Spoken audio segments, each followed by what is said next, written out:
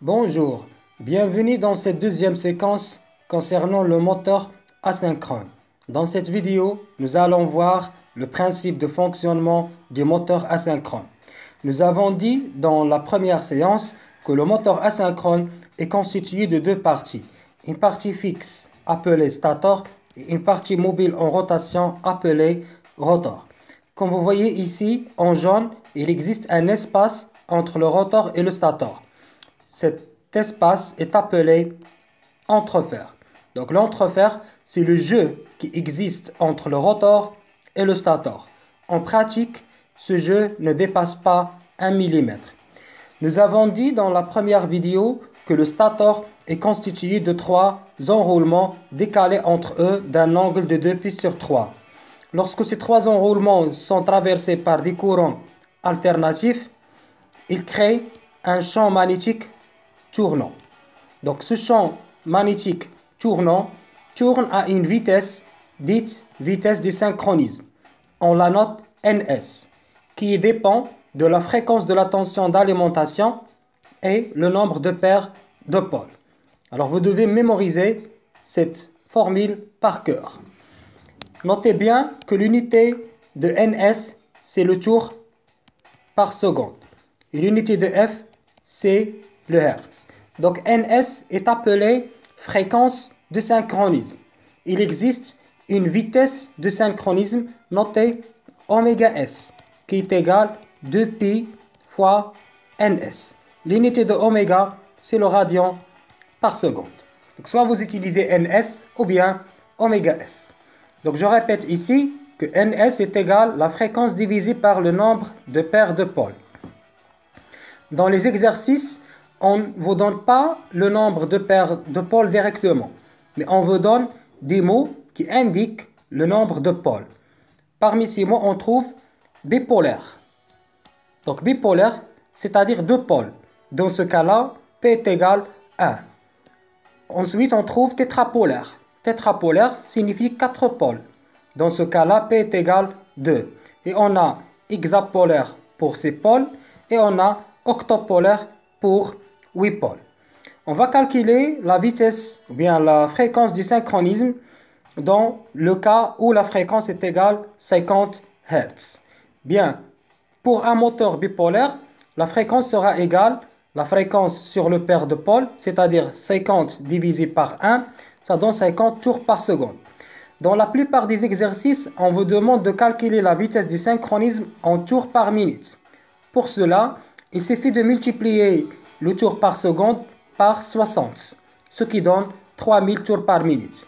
Dans le cas d'un moteur tétrapolaire, la vitesse du synchronisme sera égale à 50 sur 2, ce qui donne 25 tours par seconde, c'est-à-dire une vitesse de 1500 tours par minute. Pour un moteur hexapolaire, la vitesse est égale à 1000 tours par minute. Et pour un moteur octopolaire, la vitesse est égale à 750 tours par minute. Donc voilà les vitesses possibles avec une fréquence de 50 Hz. Notez bien que ces vitesses, lorsque la fréquence est égale à 50 Hz. La question qui se pose maintenant, comment se fait la rotation du rotor? Comment se fait la rotation du rotor? Bien. Alors, comme vous voyez ici en bleu, ça c'est les enroulements statoriques. Donc, il crée un champ magnétique tournant. Et nous avons dit que ce champ magnétique tourne à une fréquence ns. Bien. Physiquement, ce champ magnétique crée au niveau de le rotor. Comme vous voyez ici, ça c'est un rotor à cage d'écureuil. Alors, il crée un courant. Comme vous voyez ici. Donc, ça, c'est un rotor à cage d'écureuil constitué d'un ensemble de barres. Ça, c'est une barre conductrice.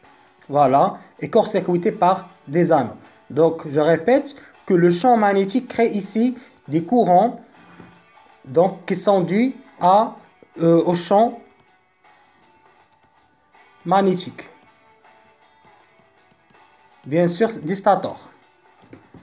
Et comme vous savez, selon la loi de Laplace, un conducteur parcouru par un courant, voilà un conducteur parcouru par un courant. Voilà, le conducteur qui se trouve en face sera parcouru par un courant dans ce sens-là. Donc, un conducteur parcouru par un courant est placé dans un champ magnétique. Vous savez que le rotor est placé dans le champ magnétique créé par le stator. Bien, je répète la loi. Un conducteur parcouru par un courant est placé dans un champ magnétique et soumis à la force de la place. Donc ici, vous aurez une force dans ce sens-là. Et dans l'autre côté, une force dans le sens inverse. Ces deux forces permettent la rotation des rotors. Donc c'est double force, dite force de la place. Donc le rotor commence à tourner grâce à un couple développé par le champ magnétique qui porte le nom couple électromagnétique.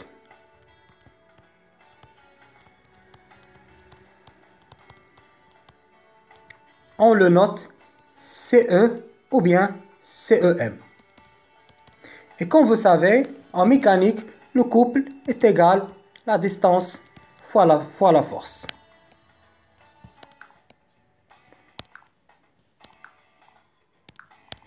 Donc voilà le centre, c'est ça la distance, c'est le rayon, et ça c'est la force. Et puisque vous avez double force, vous allez remplacer F par 2F.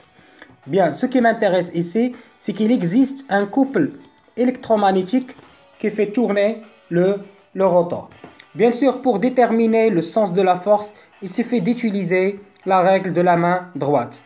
Pouce c'est la force, index c'est l'intensité, et voilà le champ magnétique.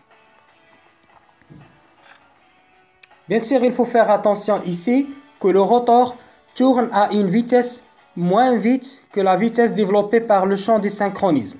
Donc on note la vitesse du rotor n. Notez bien que n est inférieur à ns. Ns c'est la vitesse du champ du synchronisme. Donc ce qui donne que ns moins n sera différent de 0. Cette différence est expliquée par l'existence d'un glissement. On note le glissement par la lettre G qui est égale donc ns moins n divisé par ns pour le calculer en pourcentage. Donc voici un exemple. Ça, c'est la plaque signalétique des moteurs qu'on a vu dans la première séance.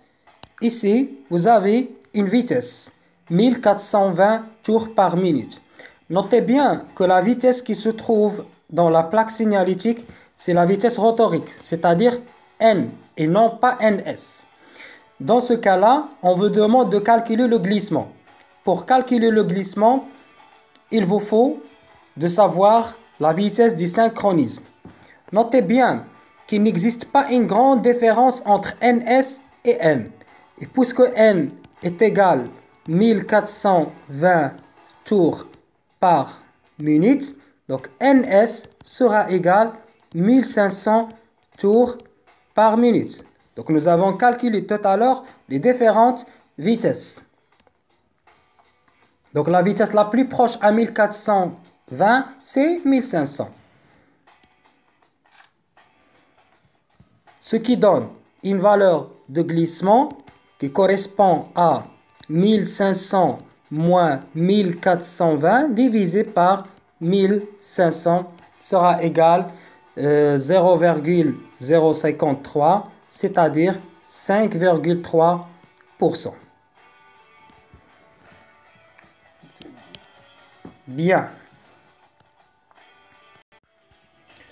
Passons maintenant au bilan de puissance du moteur asynchrone.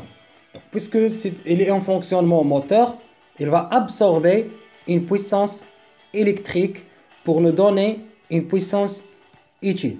Donc, comme vous savez, la puissance électrique sera égale à racine 3 fois la tension composée fois le courant de ligne I fois le facteur de puissance. Et la puissance utile sera égale le couple utile fois oméga.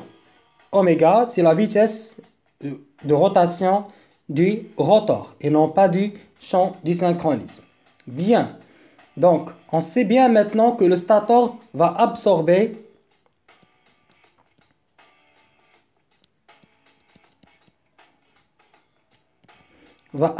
une puissance électrique, PA.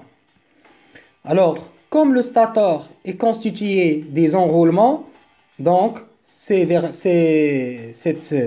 dernier présente des pertes par effet Joule, aussi des pertes fer.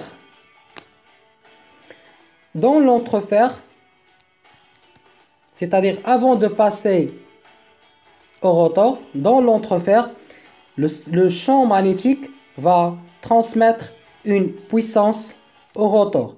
Cette puissance est appelée la puissance transmise.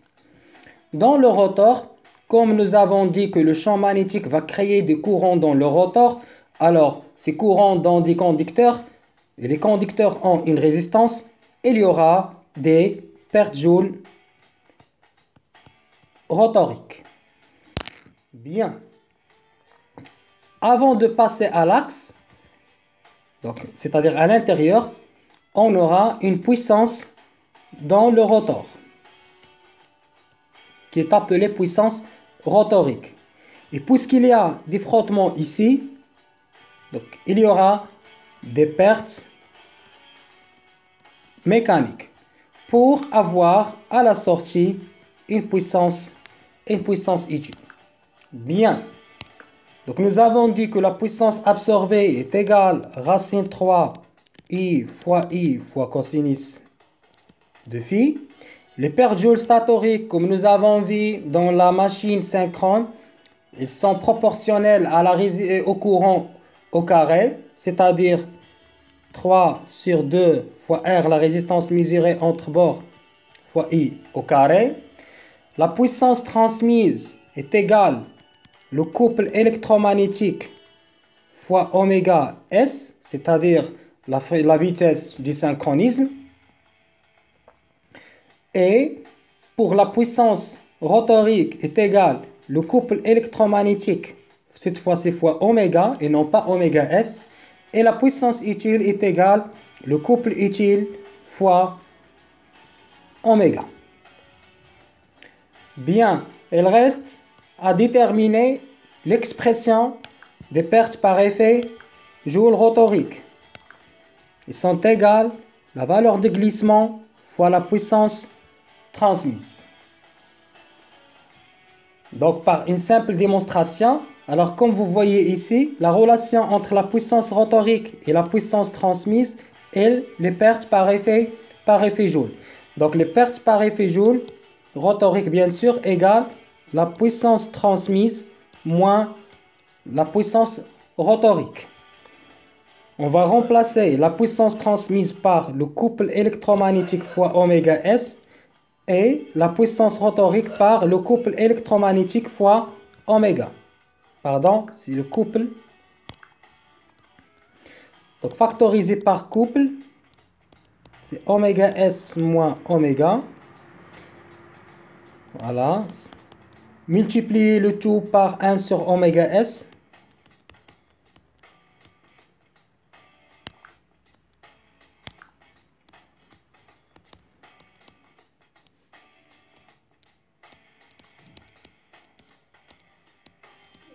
Et ça, c'est l'expression du glissement, ce qui donne que les pertes par effet Joule rotoriques sont proportionnelles à la puissance transmise par le glissement.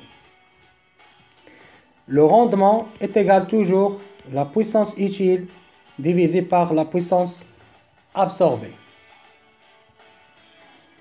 Merci de votre attention.